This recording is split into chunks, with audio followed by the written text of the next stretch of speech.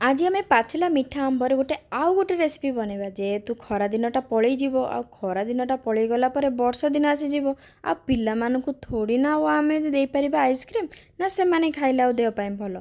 खरा दिन आइसक्रीम रो मजा कोन शीत दिन आ वर्षा दिन रे कोन आसे ना ना।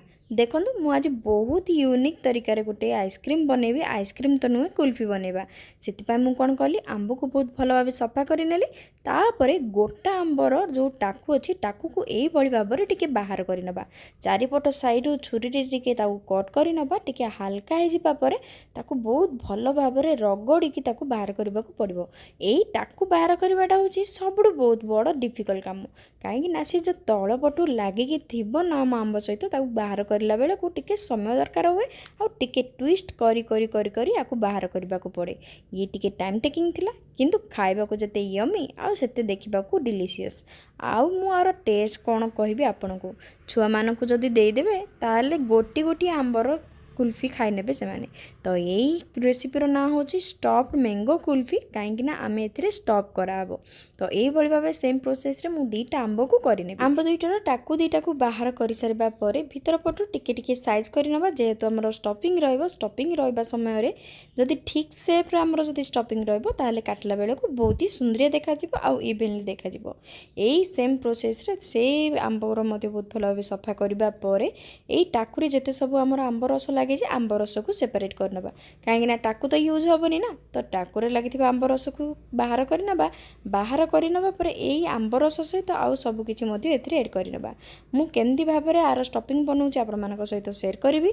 तो सेम प्रोसेस रे मु दीटा टाकू को बहुत भल भाव सफा कर नौ। बर्तमान मिक्सी जार रे ताकू बहुत भल भाव में तार गोटे प्यूरी बन की रखिनबा। तापर मुझे गोटे कप मुझे क्षीर को नौची जोड़ा कि पूरा बहलिया क्षीर थिला आपन पाखे जदि पतला क्षीर थी ताले मिल्क मेड अल्प किसी अधिक एड करें से क्षीर को बहुत भल भाव में फुटापी दबा से मुझे स्वाद अनुसार चीनी को एड कर चीनी ऑप्शनल अच्छी मुझे पुणी थे मिल्क मेड एड करूँ।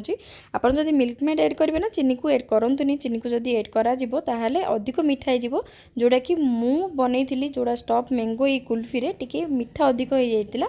तो यही मिस्टेक जदि आप करने को न चाहती ताल आप चीनी को एवॉइड करेंगे। जदि अधिक मीठा दरकार ताले चीनी को एड करेंगे।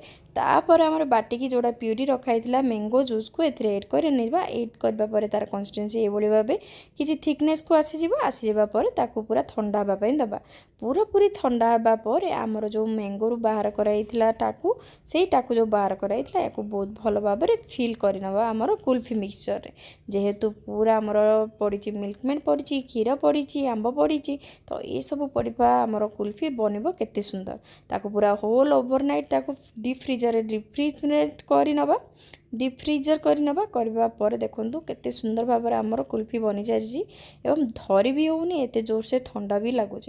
तो यही भाव में ताकू जितेबाला खाइबे जितेबाला सर्व करेंगे कौन करेंगे ना या बहुत भल भाव में चांची ने आमर पिलर साइज चांची ने या पीस पीस करके काटी ने देखूँ काटा पर देखिपारे आमर आंब चारिपट साइड रू आंब अच्छी और मझीरे आमर कुल्फी अच्छी माने ये है आमर मैंगो स्टफ्ड कुल्फी बहुत सुंदर ना। आपड़ जेकोसी फ्रूट सहित करें यहीटा कले कौन हुए कहले यहाँ कले आपन को कौन प्रकार किसी मोल्ड दरकार हुए आइसक्रीम बनवाई आपण पाखे किसी मोल्ड नथिले भी कप नथिले भी किसी भी नथिले भी आपण जो फ्रूट्स रे बनवा को चाहते से फ्रूट्स रे बनातु आ स्टॉप करनियंतु आ ताकू रेफ्रिजरेट करनियंतु सी गोटे होल ओवरनाइट पूरा बहुत भल भाव रेफ्रिजरेट होला पर ताकू बाहर करनियंतु ए भाव तार चोपा को बाहर करिकी स्टॉप होइतिबा आमर जते सब कुल्फी किंबा जते सब आइसक्रीम को सर्व करंतु निजे खांतु और छुआ मानक भी दिंतु बहुत ही टेस्टी